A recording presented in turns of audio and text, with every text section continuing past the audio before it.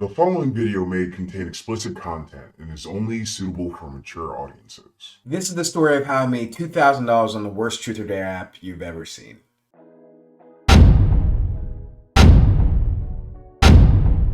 If you didn't already know, my name is Fraser. I'm a 25-year-old indie game developer, and on this channel I do tricks, tips, tutorials, and vlogs about the games that I'm making. I'm currently working on 2 games. Trivia War, a game in which you play against your friends in a local multiplayer trivia game, and Rated Mutant, a Metroidvania starring our badass protagonist Tori, fighting mutants in a subterranean laboratory, searching for her kidnapped father using a variety of weapons and skills. Wishlist Rated Mutant on Steam, and check out the video series on the creation of Trivia War in the description below. Alright, so I'm gonna go ahead and bonk myself a few times.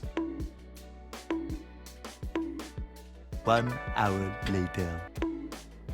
The year was 2011-ish. The nations were in harmony. Google makes a little web app called App Inventor less than a year prior, and Amazon creates an Android app store for their new Fire tablets. I was like 14 to 15 years old, aka recently past puberty, and I was full of hormones. It was a perfect storm.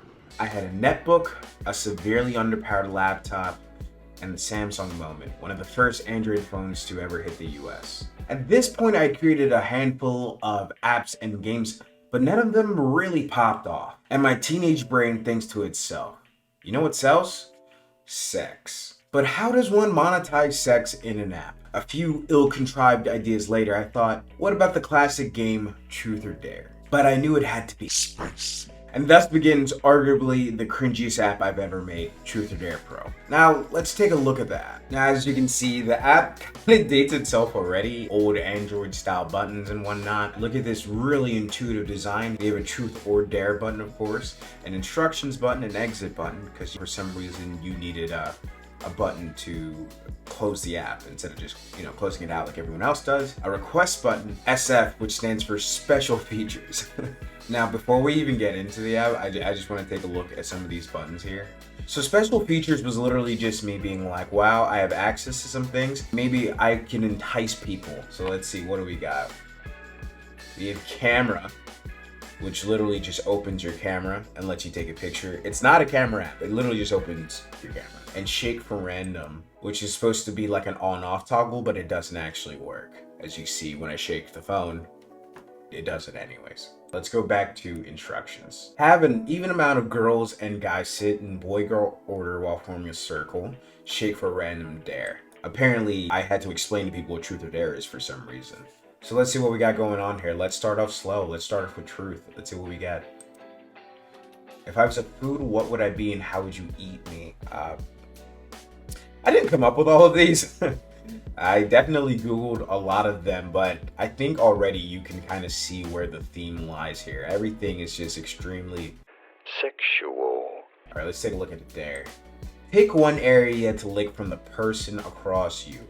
Can't be a finger. I feel like there's a few things wrong with that sentence. All right, let's see what else we can get. Show the group all the sex positions you know, because my intended audience, which was definitely probably people my age and my friends, are so well versed in that. What's your wildest fantasy? Do you like to be on top or the bottom? Just getting straight to the point. Lick the ear of the person next to you. Lots of licking. Lots of licking. Get completely naked and run around the room. I'm upset at my teen self for even making this. Like, I don't know what I was thinking. Kiss the person of your choice.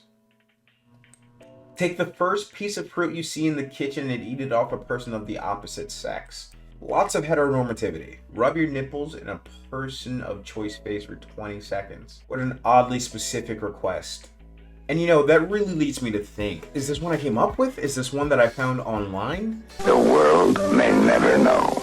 And if I did, like, who made this resource? Was it just other teens making weird suggestions for Truth or Dare? Who in the group would you most like to see naked? I feel like the entirety of this game is just trying to expose people. Do your best sexy dance for the person in front of you. You see, now I understand why I was so explicit with those instructions, because apparently, unless you were in the circle, this game does not work. For girls only, how many thongs do you own? Hey, I was ahead of the times with group Truth or Dares. Have you got any secret talent?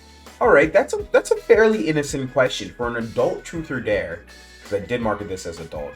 All right, apparently there's only like 5 truths or something, because once again, we gotta repeat. What is your favorite position? If you don't know the name, demonstrate. I really have to ask myself why there isn't a single apostrophe. What is your deepest, darkest secret? Because everyone's gonna answer that truthfully. What would you do for a Klondike bar? I know I wrote that one. You can tell by the lack of question mark and that the fact that it's an awful truth to ask. Alright, let's get to the dares. Those are the more fun ones anyways. Moon everyone. Very direct. Run around the room, flapping your arms like a bird. You know, that's fairly innocent. I'm proud of myself for that one. Take the first piece of fruit you see in the kitchen and eat it off a person of the opposite sex. Yeah, that's just kind of weird. Crump battle with a person of choice. Does that one date itself? Do kids even know what crumping are these days? I feel like I wrote that, and anyone who actually got that, unless they were 10 years older than my intended audience, was probably really confused on what the hell crumping is. I feel like I thought crumping had more of a cultural significance than it did, and for that I blame every step of the movie.